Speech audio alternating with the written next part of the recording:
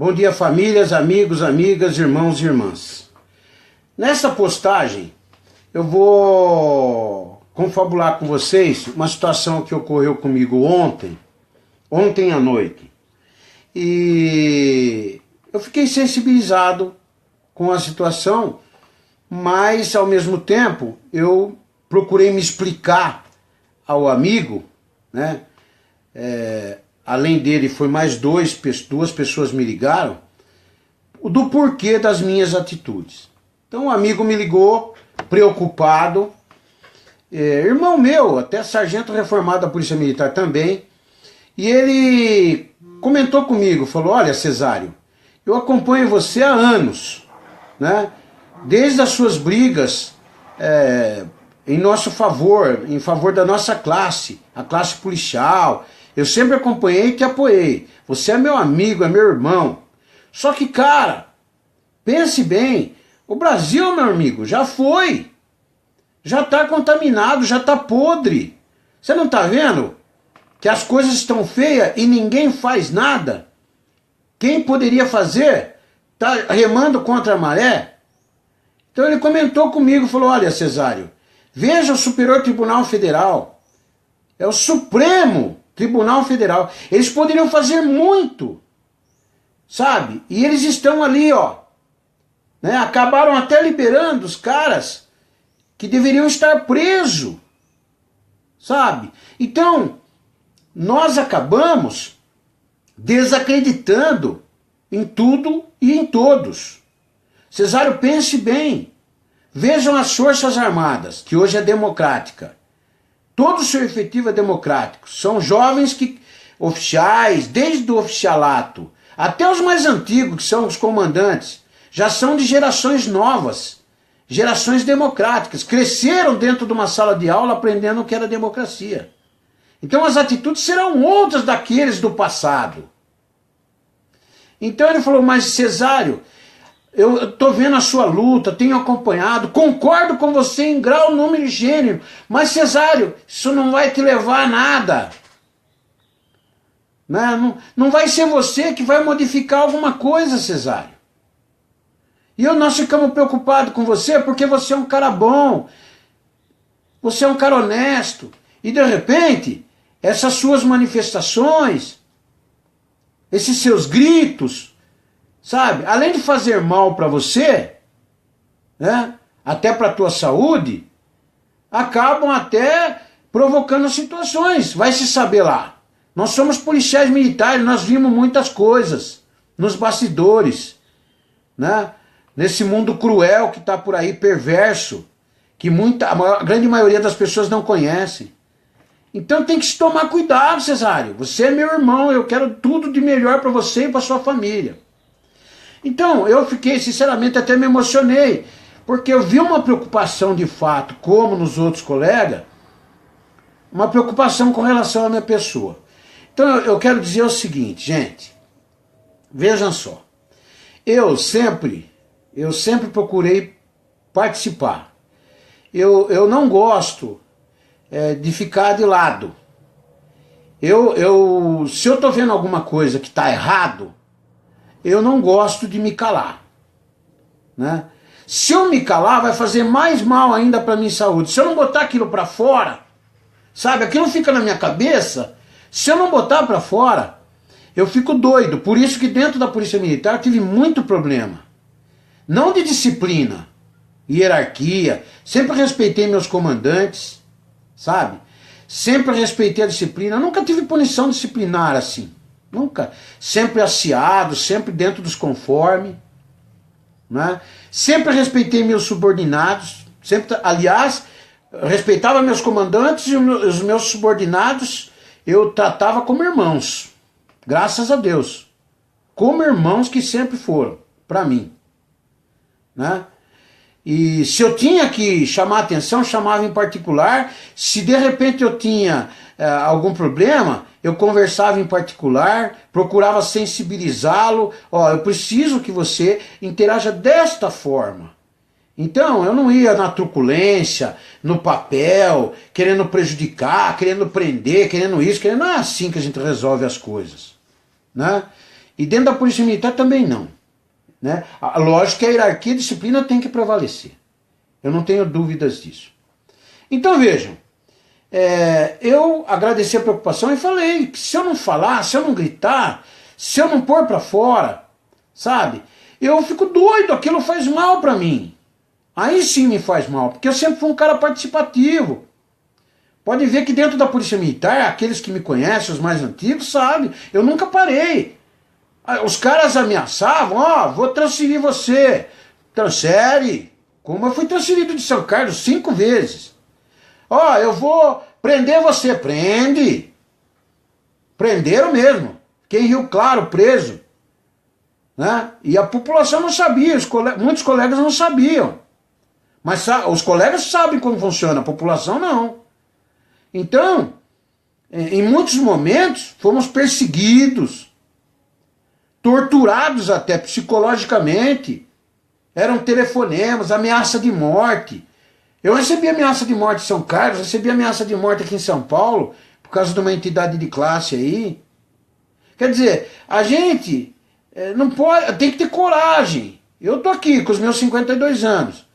Eu não posso parar, por isso que eu estou sempre estimulando todo mundo a gritar. Usar a tecnologia que hoje nós temos, que antigamente não tínhamos, essa oportunidade. Usar o vereador que está lá sentadinho ganhando o seu na boa, entendeu? De certa forma, porque se você não procura ele lá, não leva o problema para ele, não cobra dele uma atitude junto com outras pessoas que elegeram ele não vai fazer nada, ele vai ficar quietinho, em cima do muro. Ele não vai querer brigar com ninguém, brigar com partidos políticos, brigar com um monte de gente, não vai querer. Né? Eu passei 25 anos da minha vida brigando. E olha, hein? Brigava politicamente, os mais antigos que me conhecem, as pessoas que me conhecem, meus colegas, e até gente da comunidade, meus parentes, sabem disso. Eu brigava politicamente, cumpria com a minha obrigação como policial militar, e ainda trabalhava na área de prevenção às drogas e recuperação de jovens usuários, que inclusive é uma postagem que eu vou fazer posteriormente aqui, por causa da Cracolândia. Que eu fiquei indignado, estou indignado com esse negócio da Cracolândia, só dinheiro jogado fora. Só cabide de emprego. Eu vou explicar depois isso. Então, se eu não falar, gente, aquilo fica dentro de mim, sabe? Então, é o seguinte, se tiver que acontecer, vai acontecer. Vai acontecer. Eu agradeço, sim, de coração a preocupação. Pô, me sinto lisonjeado. Para mim é motivo de alegria. Porque às vezes a gente está fazendo a coisa e a gente percebe que muitas pessoas acompanham, outras ignoram, outras acho que não tem validade nenhuma, e outros se preocupam, acompanham o nosso trabalho e se preocupam com a gente. Isso é importante. É bacana isso. Se sentir valorizado pelos amigos, pelos irmãos, pelas irmãs. Então é bacana. Por isso que eu sempre abro aqui. Bom dia, famílias, amigos, amigas, irmãos e irmãs. Entendeu? Porque nós temos amigos, amigas, irmãos, irmãs.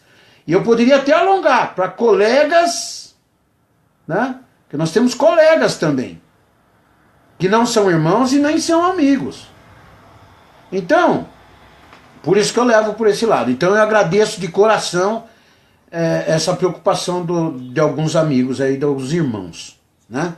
Bom, o que eu queria, então, nessa postagem é falar o seguinte, quero, falar sobre, por exemplo, eu não posso deixar de dizer o seguinte, se houver aí um impeachment agora de Michel Temer, que já virou uma tradição aqui no Brasil, já virou uma tradição, infelizmente, por essa cultura maldita que veio de fora para nós. Só que lá eles evoluíram e aqui nós estamos patinando, porque há interesse da grande maioria dos políticos em que nós continuemos patinando, porque tá bom para eles, né? E aqueles que vêm mais novos, que poderiam ter uma cabeça diferente, logo já são dominados pelos mais antigos. Né? Manda quem pode, obedece quem tem juízo. Bom, então, por exemplo, quero falar aqui do Rodrigo Maia, deputado federal, atualmente presidente da Câmara Federal em Brasília. Veja bem, ele sucedeu Eduardo Cunha, parceiro. Eduardo Cunha do PMDB, que está preso, já foi condenado a 15 anos. Pelo Moro. Eduardo Cunha que debochava e ria das nossas caras. Este ainda não está rindo das nossas caras, mas pode notar, qualquer pum, ele corre para o palácio do governo para se reunir com Michel Temer. Então vejam que não há ali de certa forma, uma independência de poderes. Tudo está em conluio, tudo está caminhando junto, sempre. Então, quando nós falamos de Maia, do pai dele, por exemplo, no Rio de Janeiro, o pai dele foi acusado, eu até peguei e fiz anotação, o pai dele foi acusado, né, de lavagem de dinheiro e corrupção no Rio de Janeiro. Né? Pai dele. Envolvido lá com algumas coisas lá. O filho foi acusado de corrupção e lavagem de dinheiro pela Polícia Federal. Está respondendo. E hoje é presidente da Câmara Federal. O que ele fez? Veja só, presidente da Câmara Federal, Rodrigo Maia. Ele, supostamente, acusado pela Polícia Federal, ele favoreceu a OAS. Quem é a OAS? É a empresa construtora de construção civil, presidida por Léo Pinheiro, que acusa Lula, que agora delatou Lula. Acusa não, delatou Lula de toda a situação. Né? Então vejam,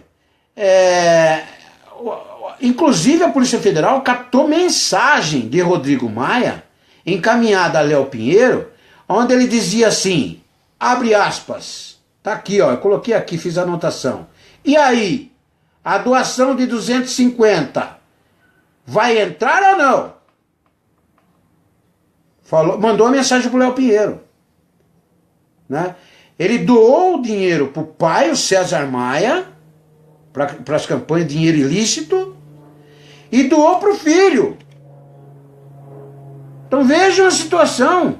E tem provas, tem mensagens que foram recolhidas pela Polícia Federal, vão servir como provas. Então vejam a gravidade da situação. Então uma hora, suponhamos, Michel Temer, impeachment, sai, impeachment, entra quem? Na linha de sucessão, Rodrigo Maia. Esse aqui. Esse aqui. Ah, mas Cesário, talvez ele fique 30 dias. Eu não quero saber. Qualquer lugar, qualquer país sério, instituição séria, qualquer lugar, você tira um cara, você não pode pôr um outro cara que já está respondendo, que tem até provas já contra ele, que a Polícia Federal colheu. Então é preciso tomar muito cuidado, gente. Sabe? Nós não podemos deixar que a coisa continue. Sabe? Ah, Rodrigo Maia então não pode assumir. Quem assume? Presidente do Senado. Está respondendo um monte de bucha, parte de delação. Também faz parte do grupo. Então, tem que tomar uma providência imediata e constitucional. Ou seja, eleições. Mas tem gente aí falando assim, mas eleições agora é complicado, porque o Lula vai ser candidato. Ele pode ser candidato. Porque ele ainda não está denunciado ou não responde o processo. Né? Gente, é uma situação do peru. Mas diante dessa crise sem precedentes que nós vivemos, essa crise econômica e política e moral, nós precisamos achar caminhos. Por que não? Achar caminhos. Vamos exigir providências cabíveis e acabou. Como que o Lula pode ser candidato a presidente, mesmo não respondendo, com tantas provas? Está respondendo inquérito. As investigações continuam. Então, não foi condenado. Mas não interessa. Gente, eu penso assim, o sujeito está respondendo e as provas são consistentes, autoridades competentes para tal avaliam e aprovam ou não uma suposta candidatura de quem quer que seja. Cesário está respondendo alguma coisa. Aí vai lá olhar, pô, tem provas. Ele não foi condenado ainda está a nível de inquérito. Não foi denunciado, tal, mas as provas são consistentes. Não pode ser candidato. Não pode ser candidato. Acabou, fim de papo. Nós não podemos correr riscos. Mas Cesária, democracia também, ela exige esse tipo de coisa. Não é só benefício, benefício, benefício da lei, benefício da lei, benefício da lei. E os prejuízos da população brasileira? E os prejuízos do Brasil? E essas falcatruas todas aí que a gente está vendo, com o envolvimento dessa postagem que eu fiz sobre o Henrique Meirelles? Está envolvido em todo o processo. E não se vê nada contra ele. Você não vê o inquérito assim, você não vê nada, de certa forma. Parece que ele está passando batido. Aí você vai levantar, que nem a postagem da moça aqui, da jornalista, ela fez um levantamento minucioso nessa postagem que eu fiz sobre o Henrique Meirelles. Minucioso. Gente, ele participou de todo o processo, praticamente. Ele é o grande bambambam. Ele é a grande cabeça da economia brasileira dos últimos anos. Vejam lá, no começo eu dei umas falhadinhas, porque falhou, eu estava lendo o texto, deu uma falhadinha. Mas ignorem esse comecinho e vejam o resto do texto que eu li, todinho o texto é longo, é comprido, para que vocês tomem conhecimento. Henrique Meirelles, ele participou de tudo, ele foi presidente do Banco Original, né, da JIF. Então, quer dizer, ele é um cara que está envolvido no processo. E não aparece em nada praticamente, não aparece. Ele é tido como o cara que manja muito, sabe muito e que pode ter soluções para o Brasil. Será? De repente ele até teria soluções para o Brasil. Mas será que ele quer trabalhar para o Brasil, para o povo brasileiro? Essa é a pergunta que fica. Que todos eles em campanha política falaram mundos e fundos. Prometeram mundos e fundos. Falaram que ia ser o salvador da pátria. O Lula na primeira eleição, repito, não votei nele, votei no Ciro Gomes. Na segunda eu votei nele. Porque eu não estava enxergando o que estava acontecendo nos bastidores políticos. E eu acredito que a maioria do povo brasileiro também não. Então eu votei nele, falei, poxa, a coisa está melhorando, está abrindo portas, está socorrendo o pobre, os mais humildes que têm carências, necessidades, está abrindo as portas das universidades, está não sei o quê. Tinha coisas positivas, coisas boas. Falei, poxa vida, né? Eu vou votar nesse cara no segundo mandato. Votei nele. Nós brasileiros, nós somos de boa fé. Nós votamos naqueles que nós acreditamos que de repente vão fazer o melhor para o povo brasileiro. E nós somos povo brasileiro, vamos ser beneficiados. Agora, de repente, estoura uma bucha dessa, sabe? Esses escândalos que agora abriu assim, ó. Né? Mas tem muita coisa ainda a ser investigada. Tem muita coisa. É só um pouquinho isso aí. Sabe? É muito pouco ainda. Tem muita coisa para aparecer e nós sabemos disso. Então, gente, eu não quero saber. PMDB, PSDB, PT, outros partidos e facções que participaram do governo ou não, né? A gente tem que tomar muito cuidado, né? No Brasil, infelizmente, não existe idealismo. O que existe são grupos, cada um puxando a sardinha para o seu lado. Esses grupos jamais se uniram ou se unirão em benefício do país. Podem ver que a briga continua. É um de um lado, outro do outro, não sei o quê. Sabe, tinha que ter aquele cara, e eu acho que só através de muita disciplina, muita hierarquia. Aquele cara que chegasse e dissesse o seguinte: como um pai de verdade, não o pai lá das planilhas. Pessoal, é o seguinte, daqui para frente todo mundo junto. Junto por essa nação, junto por este Brasil.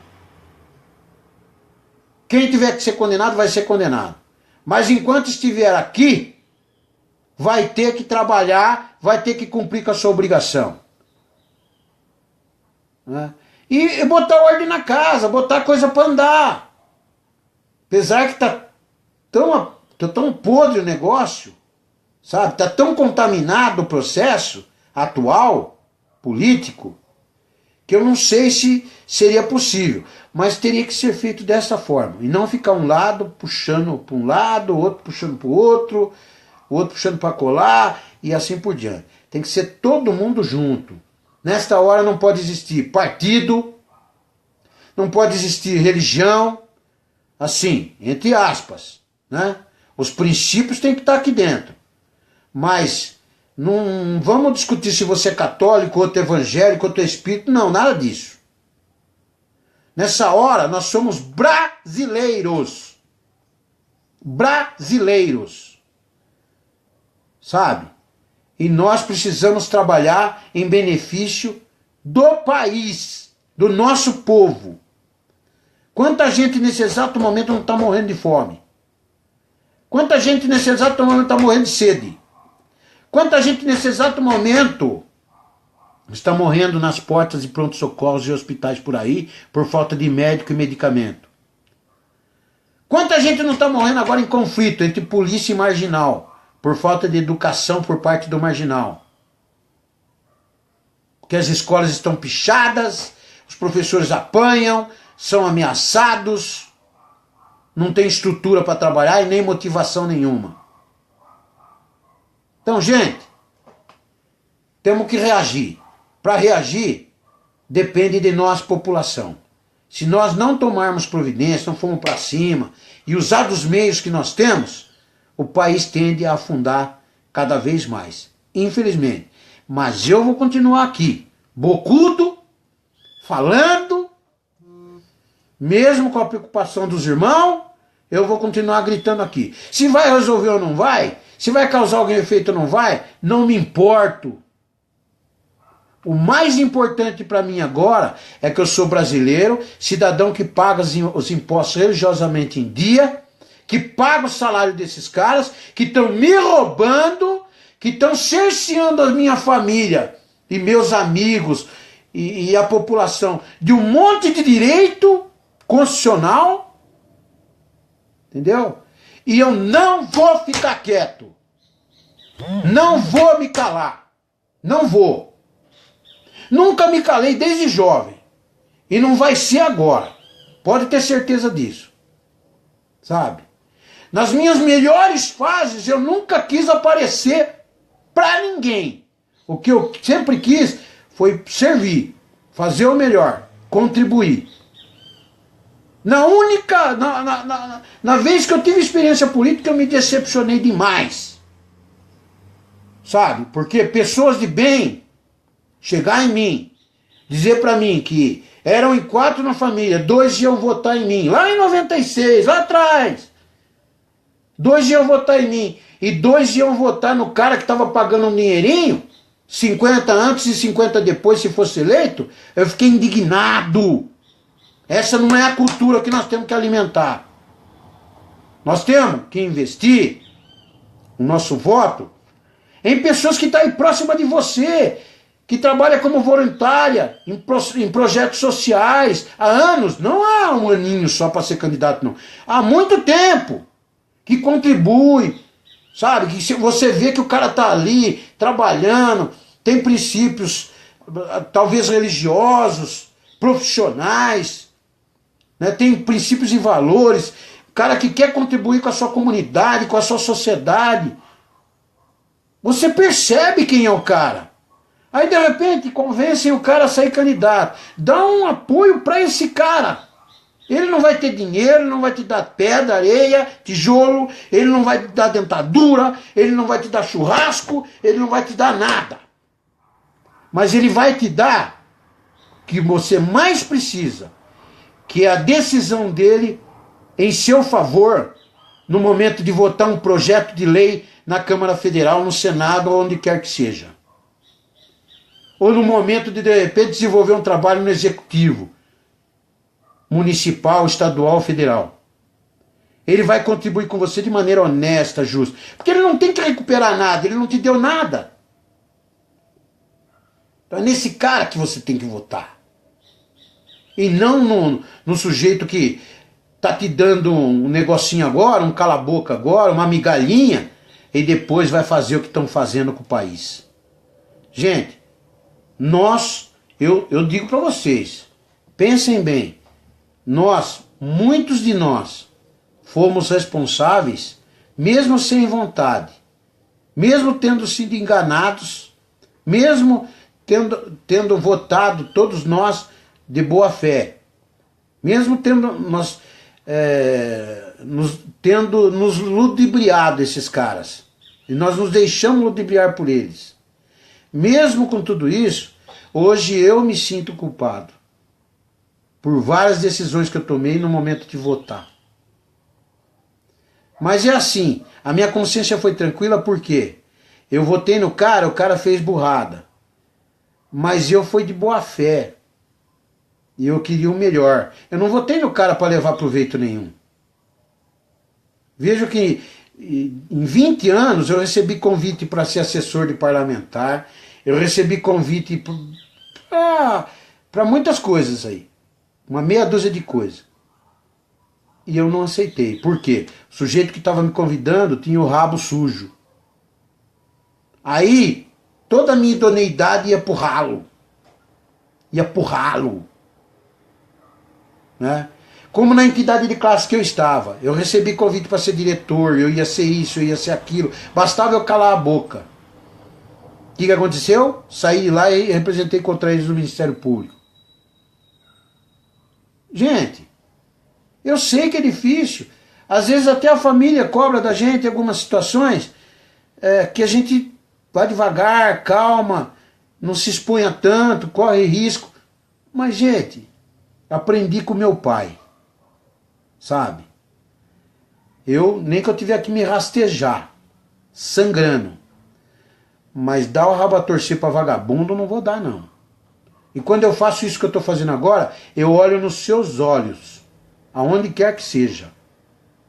Pode olhar minha vida pregressa, pode olhar minha carreira como policial, pode olhar a minha vida como pai de família. Cometi falhas. Eu não sou perfeito. Perfeito só teve um e crucificaram. Nosso Senhor Jesus Cristo. Mas as falhas que eu cometi não foi por vontade. Foi porque ocorreram. Porque eu não sou perfeito. E fiz tudo para corrigi-las imediatamente. Porque a consciência de um homem justo, ela pesa. Ela dói. Então se você cometer algum deslize, a consciência vem, cobra de você. Desses caras parece que não cobra, não existe consciência. Então é isso, gente. Eu vou fazer uma postagem sobre a Cracolândia e quem puder acompanhar, acompanhe, porque é uma situação que eu tenho experiência nisso aí. Foram 20 anos, mais de 20 anos, né? Na área de prevenção às drogas e recuperação de jovens usuários, de vidas. Então a gente quer passar uma noção para esses caras, que esses caras estão viajando na maionese, ok? Deus abençoe a cada um dos senhores, senhoras e suas famílias. Beijo no coração, irmãos e irmãs.